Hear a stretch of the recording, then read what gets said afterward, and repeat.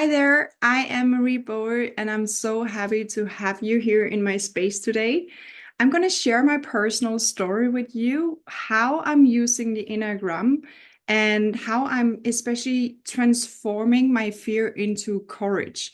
I guess this is something we all want to do. And if you've been following me for a while, you would have noticed that I talk a lot about these, like we have all these tools, but how are we going to use them?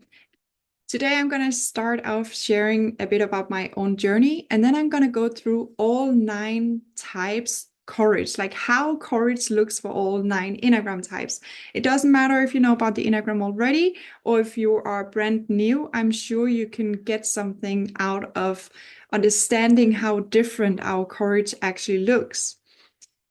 And then I'm going to end showing you how I'm transforming my fear into courage.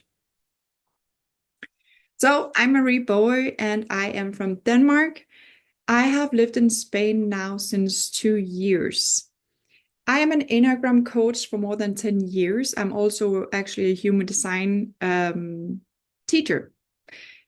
I transformed my life. And basically, I think all transformation comes with confidence. The more confident we feel, from deep in, not just like I'm good or whatever, but like to really feel our worth, the more and easier we can transform our life and take these next levels that is continuously waiting for us.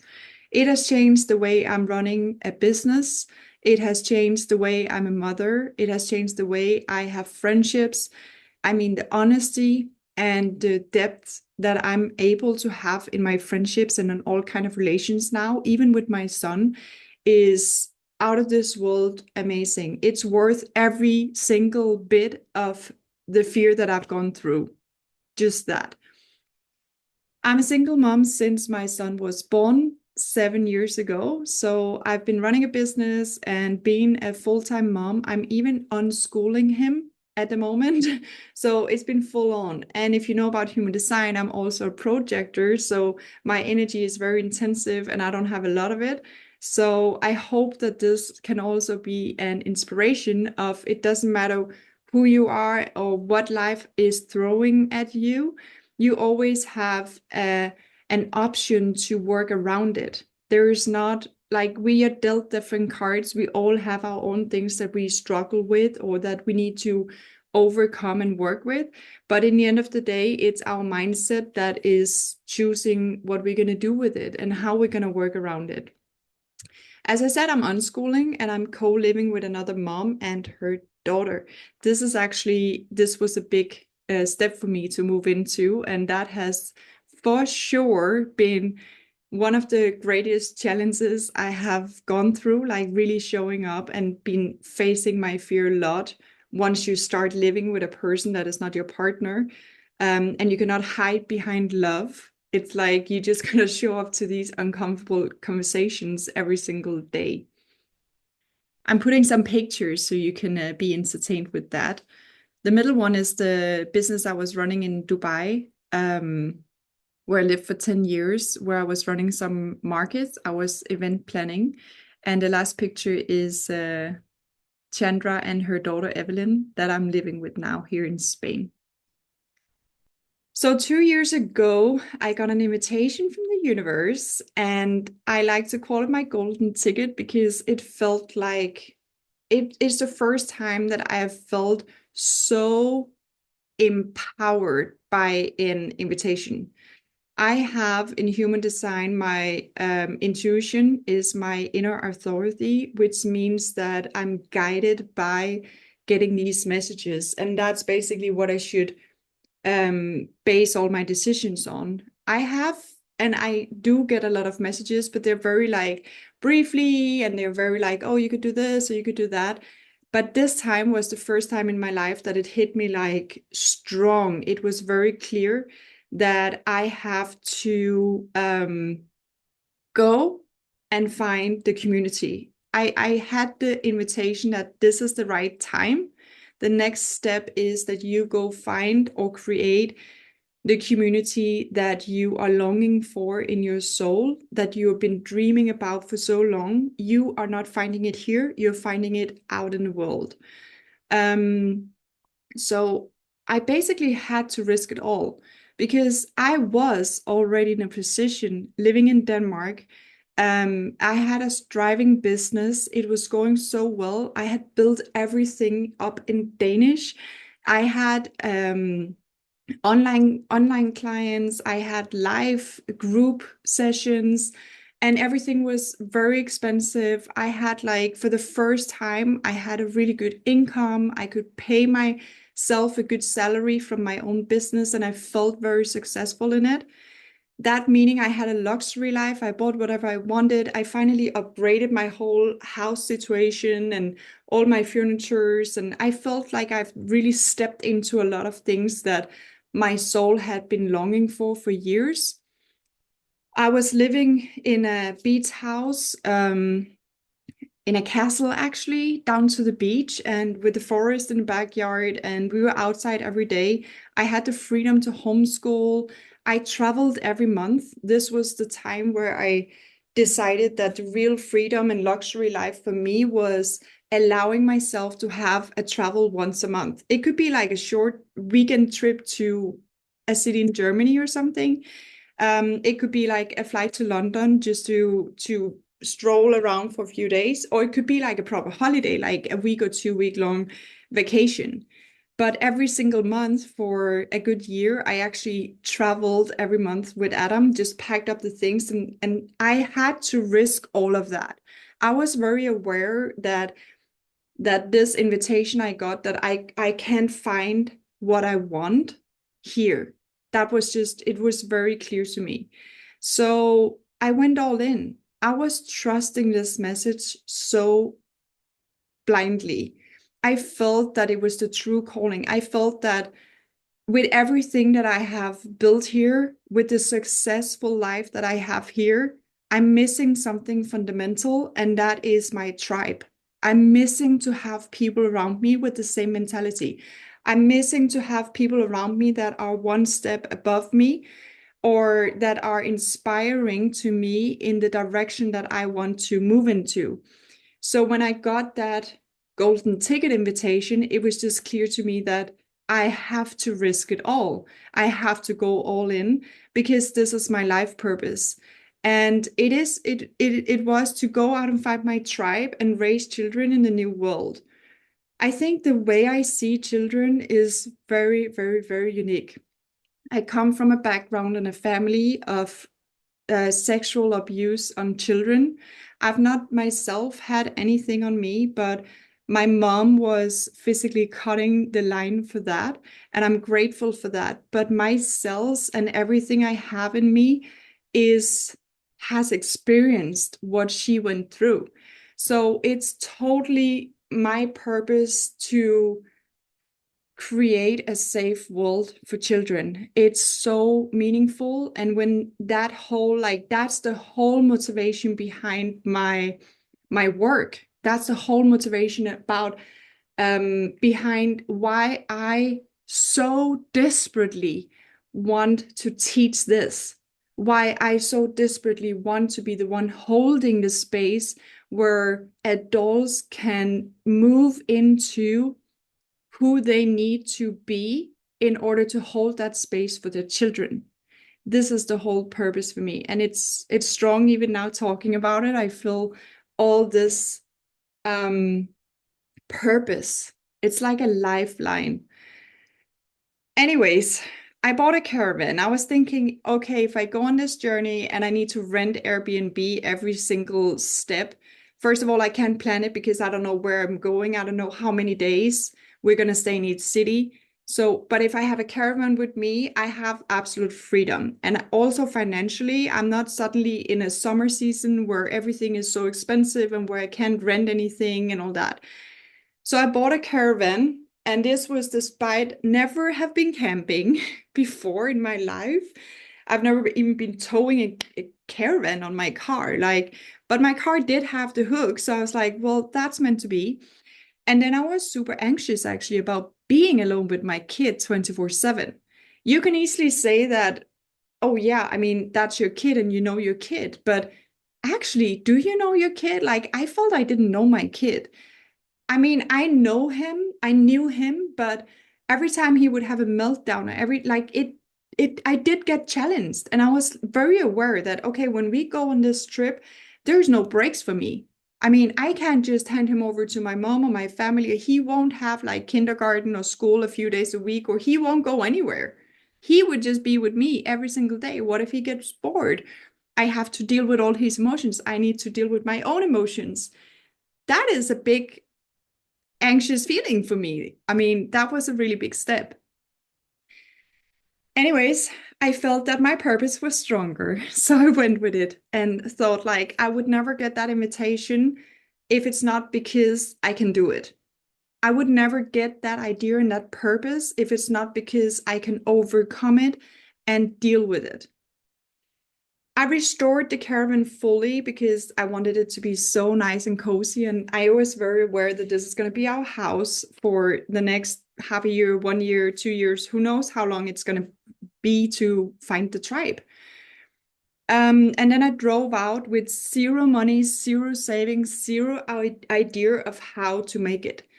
Yes, I was running a thriving business, but yes, I was also spending all the money that I made. So driving out also meant closing down my business. I cannot run online courses. I cannot have online clients if I'm driving half the day and the other half the day I'm making food and finding a place to sleep, being with my son, dealing with all the emotions, and especially the idea that I didn't know how to plan the day. I didn't know like what is our schedule going to look like? Is he going to sleep every day at 7 or 8? I don't know. Like maybe he will stay awake until 10. And what about my clients then? So I kept just one client that I had signed up for a longer period where the income would be just enough to keep us going. And that alone was a huge out of my comfort zone. It's like I'm basically leaving, and if my car suddenly breaks down, yeah, I'm having insurance, but I'm not having a saving. I'm not having any backup plan. My backup plan would be going back home or just getting a flight ticket and then go home and be like, okay, that was it. I didn't make it. Yeah. I think the caravan ended up being quite cute, actually. That's the last picture. All I had was trust. Trusting the universe will hold me, especially money wise. It was like, I was thinking, what if my client suddenly can't pay? Or, like how all these like worst case scenarios just run over me. And I was just like, you know what? I just have to let go of all these thoughts. I just have to believe that everything will happen as it's supposed to be. I'm holded, I'm supported. I would never get this kind of invitation if it's not because I can do it. I have to trust. What else do I have if it's not the trust? I was trusting my intuition and the invitation I've received. And I have to be honest with you, I cried almost every day. I've worried for hours, I doubt myself. Um, and I don't want to neglect this. I don't want you to sit there and think like, oh my God, this was so easy. She was so lucky. I mean, I did actually cry almost every day. I cried with Adam as well. There was a huge thing for me to overcome with the emotions. I'm a person, I'm very logical. I will get to that. I'm a type 7 in the Enneagram. I'm very positive. I'm very outgoing. I'm very logical, but I'm definitely not good in facing the issues. I am totally sneaking around and just ignoring it, hoping it will disappear. And most of the times it does. Or I would just burn bridges and then, oh, I'm out of here. So having that responsibility, looking at my son and being like, there are definitely emotions between us, and we are not, we can't escape each other. He can't get somewhere else and get it released. I'm the only one and I have to do it. That's tough. I mean, that's therapy sessions right there on my own. Um, we cried together. I think also he saw a lot of sides of me that he has not seen before, and it felt amazing. It felt like really vulnerable and very deep to kind of allow that insecurity somehow into our relationship. For him to see that I'm a human and I'm doing my best, and that I need him as well. Like, I need him to enter this teamwork. I also think we grew a lot of respect for each other, respect of different ways of doing it, respect of listening to each other. I mean, he was 5 turning 6 when we were leaving, so he wasn't that old even to put words into it. But he learned. I mean, I had to be patient. I had to be patient and just wait for him to put words into what he felt. I had to let him do it his way because I couldn't force his emotions again and again and again. Like, and even as I told you before, like me having that huge child led, like, I just have to create the space. That was so motivating for me because that was helping me facing my fear. It's like he's just this tiny little human and he's so unspoiled and he's so pure and lovable and he's just trying everything he can for me to love him. Like he's ready to hate himself to earn my love. And how I can't abuse that. Like that's my responsibility to step into whatever it takes for him to feel loved, regardless of how I'm feeling. And I think that journey itself has been life changing. It's so beautiful. It's such a beautiful journey. Anyways, the most crazy part of this journey was that I was acting 100% according to my type in the Enneagram. And that also made me confident to continue. I know the Enneagram so well. Like something I do know, I know the Enneagram. Like if I'm an expert in anything, I'm an expert in understanding different personality types. It's so crazy for me that we are so similar. It's so crazy that no matter what traumatic experience you have had, no matter where you grew up, no matter how things were, if you meet two people in the same type, they're acting so similar. It's like their survival instincts, their need of being seen or loved is so similar. And I was acting exactly as my type 7 as well. I could just observe how I tried to walk around me and Adam's uncomfortable conversations. I could see how I was trying to convince myself when I doubt myself. I could see how I tried to turn all the negative into positive instead of just allowing me to have a good cry out and saying life sucks. And that doesn't mean I have to go home. That just means that there is also a space for just feeling sorry for myself. So that definitely made me confident to be like, okay, everything is as it's supposed to be, and it's written right here. And if I do this and this and that, and if I just follow how I'm transforming my fear, then I will succeed. Then it will actually end up working. I love sharing my knowledge and creating a safe space where my clients can explore their own way into freedom as I'm creating for myself. I'm very aware that we are so different. We all want freedom. And I think a big mistake in the world right now is that one person has succeeded with something. Like I have succeeded with this kind of thing, like with this journey that I'm sharing with you now. And then I would go on and share that to everyone. Oh, do as I did. When you face this situation, then do that. But this is according to my type 7. So it won't work for the type 9 or the type 2 or the type 4 sitting in the other end listening. So we all want the same. We want freedom. We want freedom to be ourselves. It's a powerful feeling. If you're truly free in your personality or as a human, there's nothing from outside that can disturb you. There's nobody or no situation from outside that can come and knock you over because you know what's happening. That is freedom. You know your own patterns and you know what to do in these pressure situations. That's freedom. And this is the safe space. I love creating that safe space where you can explore these things and you can go trial and error without being judged, with actually not me being like, oh no, you're doing it wrong. You're supposed to do like this. But more like it's just not to judge. We're all on the journey exactly where we're supposed to be. And if we're not here to try, what are we here to do? I mean, we need to try. We need to be curious, and we need to have courage. We need to use our courage to just try. And we need our courage to go through the fear that we are having inside. But we can't do that if we don't know it. We cannot do that if we don't have a safe space to try it out, to get to know this part of ourselves. So, a bit about my journey from fear to courage. As I said, I'm a type 7. My fear is being trapped in anything where I would suffer.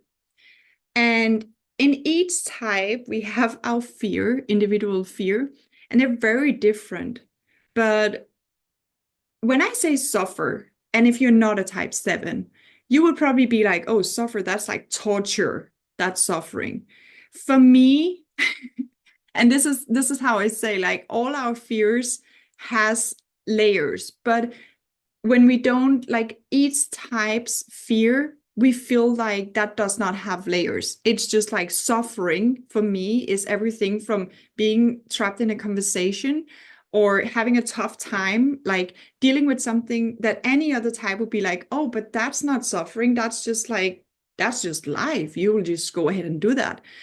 And this is where we totally judge each other. And this is where we don't leave a space for each other, because then we start comparing ourselves. So when you also know the fear of other people, it's so much easier for you to understand that, okay, they're black and white in that point. They don't see the same layers as I'm seeing because it's not my fear.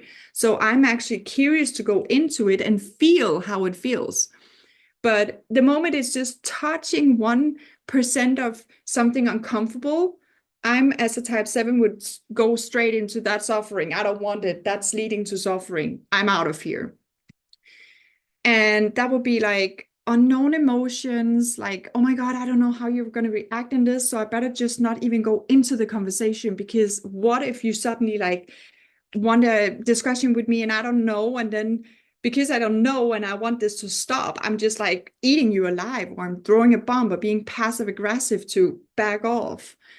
Or it could be like, I remembered I had this boyfriend once, and I would seriously cry myself to sleep. I mean, I would cry myself to sleep with my back to him so he didn't notice, rather than just telling him like I'm not happy, or I have this in my heart, or I got sad at that point, or this upsets me or something, because I was so scared of getting into a conversation. This is the the level of our fear. This is like the moment we just go in a direction that would activate our fear, and for type 7 to suffer or be so uncomfortable that it's like feels like suffering, then we're out of there. And my emotional self knowledge was so freaking tiny. It's like my knowledge of that would be so little because I've never explored anything. Imagine every time there's like trying to explore something, it's like, oh, no, no, no, no, I'm not going there. And I had no idea what was going on. I didn't even know it was unhealthy. I wanted to just be free and happy.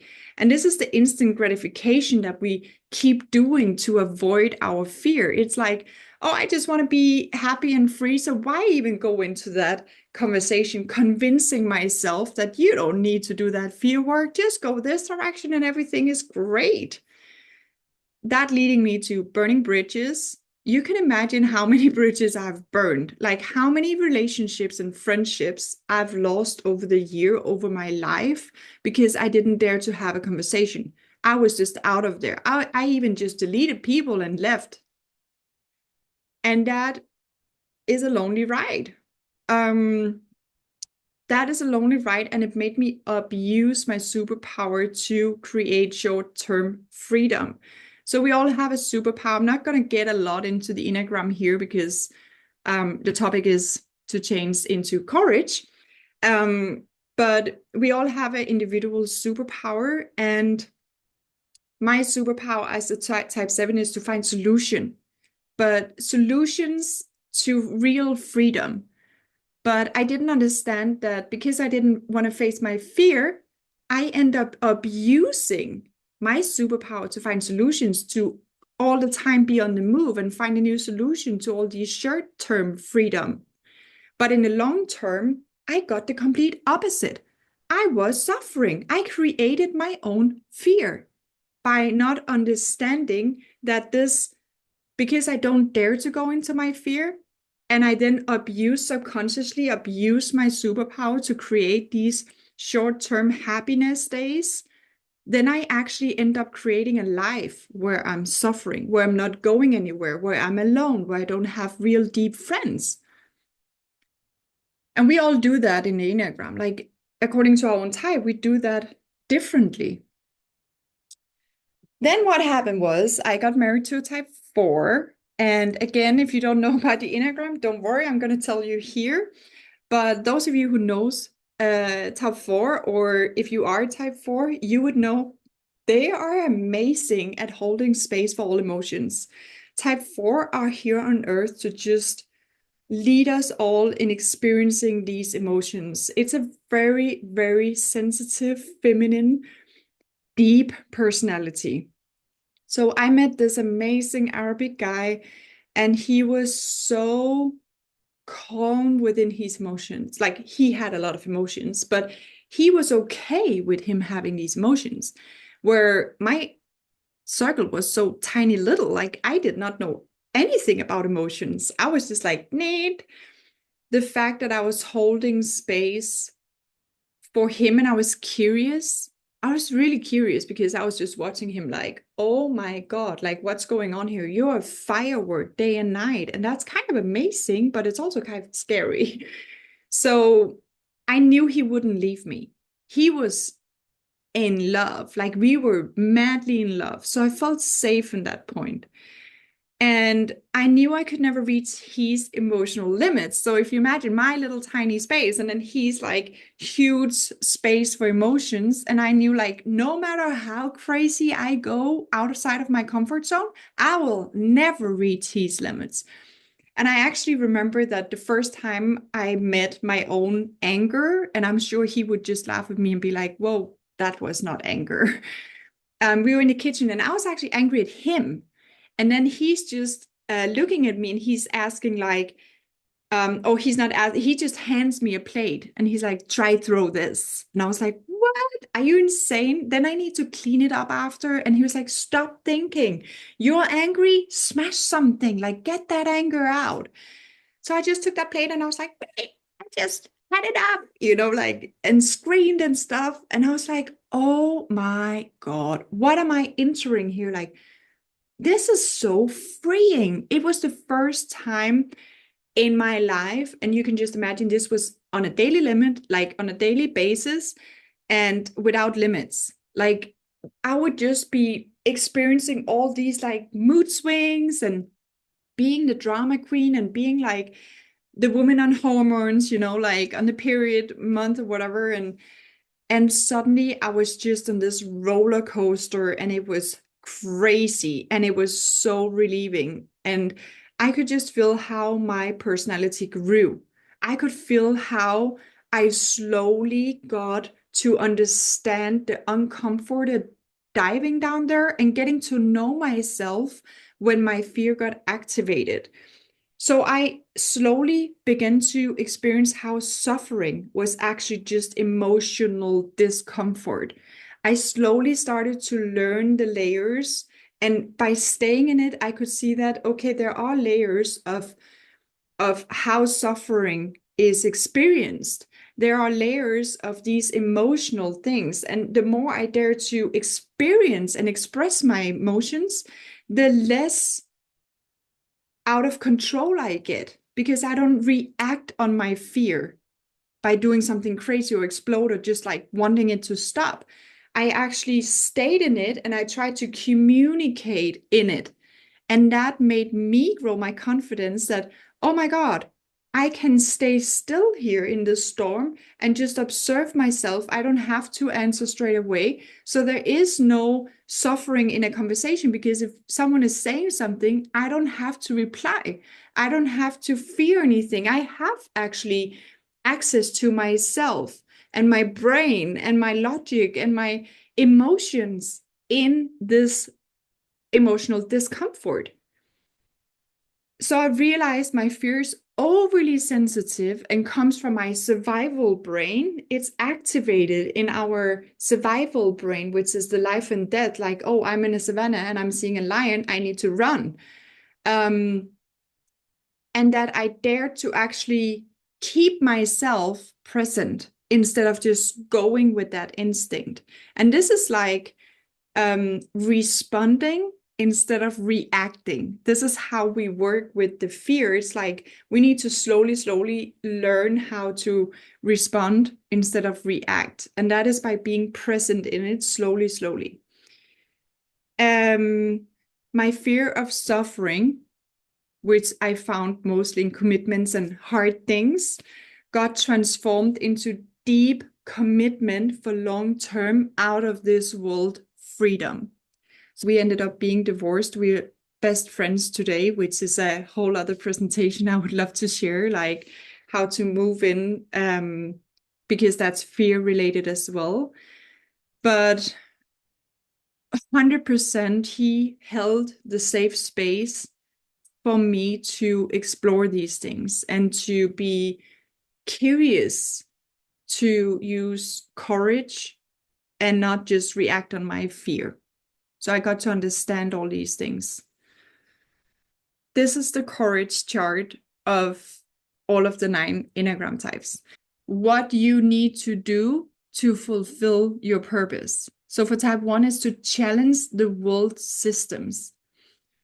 For type 2, it's step forward to create real connections, like with people in between, one-on-one, to create that real connection. The courage is to dare to step forward. For number 3 is to get the team to the finish line, to dare to actually wait for the team or be a leader, to lead the whole team into the finish line. For number 4, it's to have courage to share their own emotions and inner world, to dare to be different and show how we are all different and how our own inner world are really different. Number 5 is to actually go ahead and share the knowledge, to co-work. So it's both to share and it's also to allow co-working projects to come up. That will change the world as well. This is the revolution. Number 6 is to trust the team to co-create. Again, it's a teamwork. Trust the team. Trust that they actually have high standards. They know about what they're doing. And when you co-create with people, you can actually change the systems. So it's courage for you to trust them. For number 7, which I've gone in depth with here, it's commit deeply to small things. The bigger picture. It's very much to use courage into to daring to be discomfort, to feel discomfort a little tiny short time, to have the bigger freedom in the long run. For number 8 is to be corporate to change the world. This is very much like to see how we can move big systems. It's like, how can we organize ourselves? How can we step into our professionalism to change the world? And for number 9 is share to facilitate teamwork. The courage for type 9 is to step out and share what they actually see is going on, to gather all the different people and create a unit, like the world, unite the world. I hope this makes a little bit of sense. There's a lot of depths into this, and it involves the fear, it involves this transformation. But I hope that at least in your own type, if you know it, or if you can feel that one of them is more lightening of your system than the other. That you can still feel that, oh yeah, I feel deeply that this is my purpose. This is something that I can actually do. And what is standing in the way here is your fear. It's for you to truly work into, like, only by integrating that last 20% of your fear, you can move into the leadership to actually do this. And this is the courage that you get and you grow from working with your fear and understanding who you are with your fear activated. It may seem a little bit overwhelming, but remember, we don't have to know it all. We just have to be curious and try. And we need each other. Who is your tribe? Like, where do you belong to? Where do you feel this safe space? Do you have people around you? Are you in a relationship where you actually can have these kind of conversations? Like, we need to just drive into this, like, as long as I'm just going straight, I'm not changing the world and I'm of no inspiration. Like, we need each other and we need the respect and space from each other so we can grow into our leadership, because we are different and we have such different purpose on this earth. And only when we give each other the space and respect to understand that, we can actually understand ourselves to grow into the leadership of that. That's a process. It's a constant process. So I'll wrap all this up with telling you where I am today. I'm, as I said, living in Spain by the beach with another mom and her daughter, same age as my son.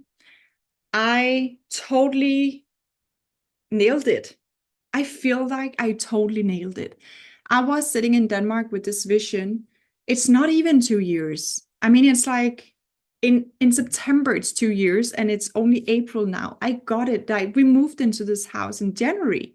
It took me 6 months. It took me 3 months to find the right city. The first city I stopped at in Spain was the city. And I was like, hold on, that's going a little bit too fast. I mean, I gotta visit other places to have something to compare with.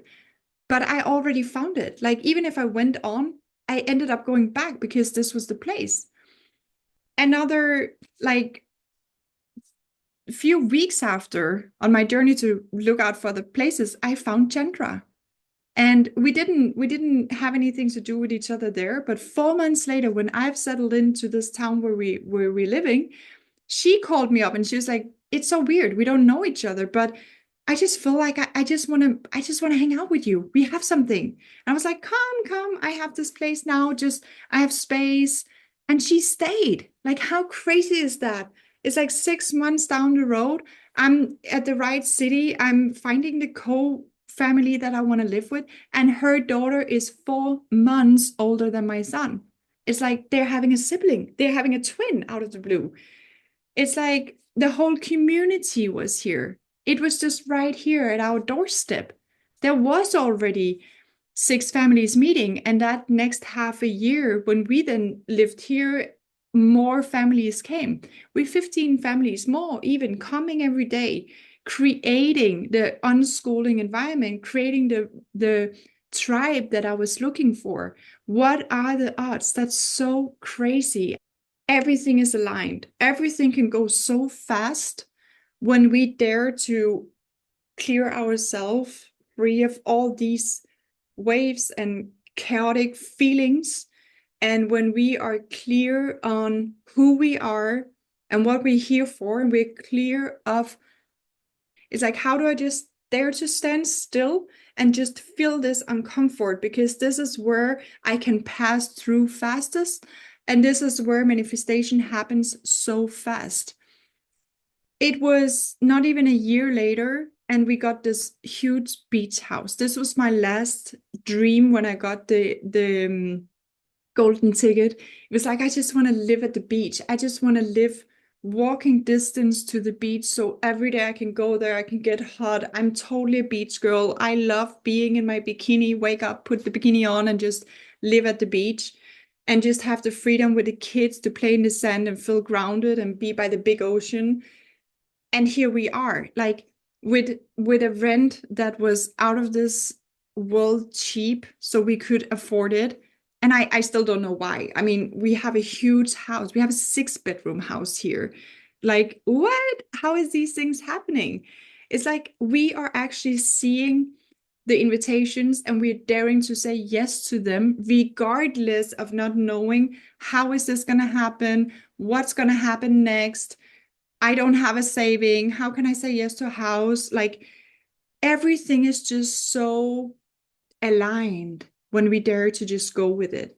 And I want the same for you. If you're ready, I want the same for you. I would love to be that one holding the space for you, guiding you to experience the same things. Regardless what your dream is, there's always a step more. Yeah, I'm having daily conversations about money, emotions, motherhood, our relation, work, anything. I would never have thought this about myself. Like 10 years ago, I would, as I told you, I cried myself to sleep with a boyfriend. I mean, how can I not just talk to him about how I feel? And today I still feel it. I still feel uncomfortable. Sometimes I still shake all over my body because I'm so uncomfortable and my fear is so active. And yet it's like, I just know that I have to continue. I just know that it's okay. I'm safe here. And then I'm going into the conversation. At the moment, I'm working on expanding my money flow without working more hours. I have so much to share. It's also an interesting journey. It's like I'm a projector in human design. How am I going to expand my business by respecting my tiny little energy that I'm having? What does it look for me? Like, how do I show up every day just being authentic and honest to myself? And I don't take decisions to avoid my fear. That's the only guidance that I have to check in with every single day. Is this decision true for me? Or is it a decision I take because I don't want to confront my fear? Anyways, that's all I have for you. If you want more inspiration, you're more than welcome to follow me on Instagram, Marie Boer. And if you want to work with me, I have different things so we can find out what works best for you. Send me an email or just send me a direct message on Instagram. So that's all I have. Thank you so much for keeping the space and thank you so much for listening to my story.